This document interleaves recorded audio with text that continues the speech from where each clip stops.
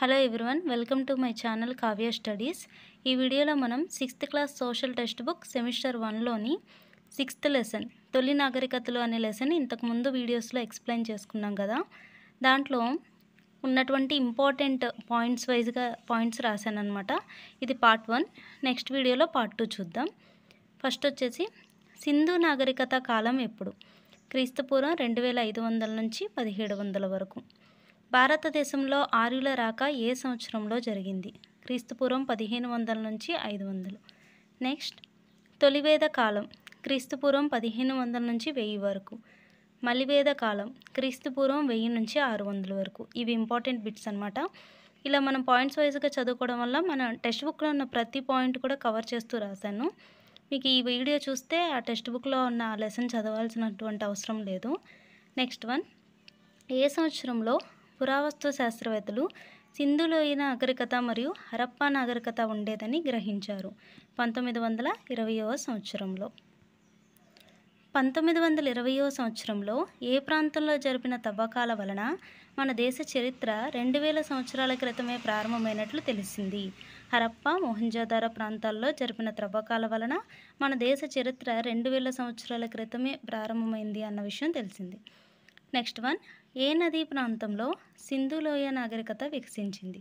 సింధు నది మరియు షుగ్గర్ హక్రా నదీ ప్రాంతంలో సింధు లోయ నాగరికత వికసించింది. హరప్పా నాగరికత ఏ సంవత్సరాల మధ్య వికసించింది? క్రీస్తుపూర్వం 2500 నుంచి 1700. హరప్పా నాగరికత అన్న సింధు లోయ నాగరికత అన్న రెండు ఒకటే.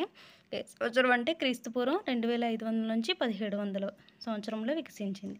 నెక్స్ట్, ఏ ప్రాంతంలో గొప్ప స్నానవాటిక కలదు? మొహంజోదారో. సింధు లోయ నాగరికతలోని ఏ ప్రాంతంలో గొప్ప స్నానవాటిక అనేది బయలుపడిందంటే మొహంజోదారో అనే పట్టణంలో గొప్ప స్నానవాటిక బయలుపడింది. నెక్స్ట్ వన్, 6 పెద్ద ధాన్యాగారాలు మరియు కార్మికులకు నివాస సదుపాయాలు ఎక్కడ కలవు? హరప్పా నగరంలో ఉన్నాయి. 6 పెద్ద ధాన్యాగారాలు, కార్మికుల యొక్క నివాస స్థలాలు ఏ నగరంలో అంటే హరప్పా నగరంలో బయలుపడ్డాయి. నెక్స్ట్ వన్, ఏ నగరంలో అతిపెద్ద నౌకాశ్రయం కలదు? లోతాల్ ప్రాంతంలో అతిపెద్ద నౌకాశ్రయం కలదు. నెక్స్ట్ వన్, సింధు లోయ నాగరికత కాలంలో అత్యంత ప్రాముఖ్యత పొందిన నీటిపారుదల వ్యవస్థ ఏది అంటే భూగర్భ మురుగునీటిపారుదల వ్యవస్థ. సింధు లోయ నాగరికత కాలంలోనే వాళ్ళు భూగర్భ మురుగునీటిపారుదల వ్యవస్థను కలిగి ఉన్నారన్నమాట. ఇది అత్యంత ప్రాముఖ్యత పొందినటువంటి నీటిపారుదల వ్యవస్థ. నెక్స్ట్ వన్, హరప్పా ప్రజలు ఎండిన మరియు బాగా కాల్చిన ఇటుకలతో ఇల్లు కట్టుకునేవారు. హరప్పా ప్రజలు లేదా సింధు లోయ నాగరికత ప్రజలు వేటితో ఇల్లు కట్టుకునే వాళ్ళంటే ఎండిన లేదా బాగా కాల్చిన ఇటుకలతో ఇల్లు కట్టుకునేవారు. హరప్పా ప్రజల ప్రధాన వృత్తులు పత్తి మరియు నూలు వస్త్రాలు నేయటం. పత్తిని మొట్టమొదట పండించిన వారు ఎవరు అంటే హరప్పా ప్రజలు లేదా సింధు ప్రజలు అని చెప్పుకోవచ్చు. నెక్స్ట్ వన్, హరప్పా ప్రజల మరొక ముఖ్య వృత్తి ఏమిటి అంటే కాల్చిన ఇటుకలను తయారు చేయటం. వీటితోనే వాళ్ళు ఇల్లు నిర్మించుకునే వాళ్ళు అనమాట. వీళ్ళ యొక్క మరొక ప్రధాన వృత్తులేమో పత్తి మరియు నూలు వస్త్రాలు నేయటం. మరొక ముఖ్యమైన వృత్తి ఏంటంటే కాల్చిన ఇటుకలను తయారు చేయటం.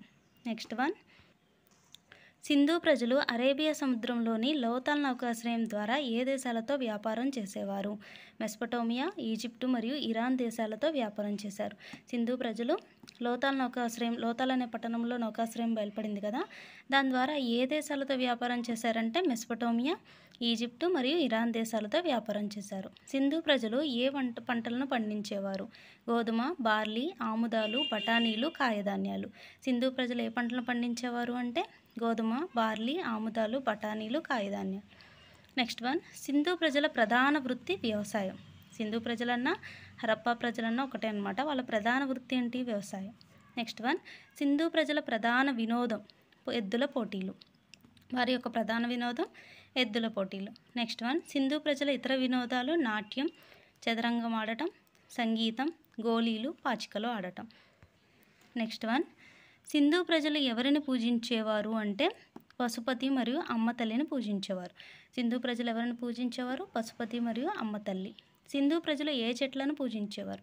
వేప, రావి చెట్లను పూజించేవారు. సింధు నాగరికత కాలంలో ఏ ప్రాంతంలో అగ్నిపేటికలు అనగా యజ్ఞవాటికలు బయలుపడ్డాయంటే కాళీబంగన్ మరియు లోతాన్ ప్రాంతంలో అగ్నిపేటికలు, యజ్ఞవాటికలు అంటే అక్కడ యజ్ఞాలు చేసినటువంటి గుర్తులు బయటపడ్డాయి అన్నమాట. నెక్స్ట్ వన్, సింధు ప్రజలు సాధారణంగా ఏ గుర్తును ఉపయోగించేవారు? స్వస్తిక్ గుర్తు. ఇది చాలా ఇంపార్టెంట్ బిట్. సింధు ప్రజలు ఏ గుర్తును ఉపయోగించారంటే స్వస్తిక్ గుర్తును ఉపయోగించారు. నెక్స్ట్ వన్, సింధు ప్రజల లిపి ఏది? బొమ్మల లిపి. సింధు ప్రజల లిపి ఏంటి? బొమ్మల లిపి. నెక్స్ట్ వన్, సింధు ప్రజలు ప్రామాణికమైన తూనికలను కొలతలను ఉపయోగించేవారు. ఆ కాలంలోనే వాళ్ళు ప్రామాణికమైన తూనికలను కొలతలను ఉపయోగించేవారు. నెక్స్ట్ వన్, సింధు ప్రజలు ఉపయోగించే తూనికలను కొలతలను ఏ దేశాల వారు ఉపయోగించారు అంటే పర్షియా, మధ్య ఆసియా దేశాల వారు కూడా ఈ సింధు ప్రజలు ఉపయోగించినటువంటి తూనికలను కొలతలను వాళ్ళు కూడా ఉపయోగించారు అనమాట. Thank you so much. ఈ వీడియో కనుక నచ్చినట్లయితే లైక్ చేయండి, షేర్ చేయండి, నా ఛానల్ని సబ్స్క్రైబ్ చేయండి. ఈ వీడియో ద్వారా మీరు 6th క్లాస్ లెసన్లో ఉన్నటువంటి ప్రతి ఇంపార్టెంట్ పాయింట్ కూడా కవర్ అయింది. ఇంకా పార్ట్ 2 నెక్స్ట్ వీడియోలో చూద్దాం. Thank you so much.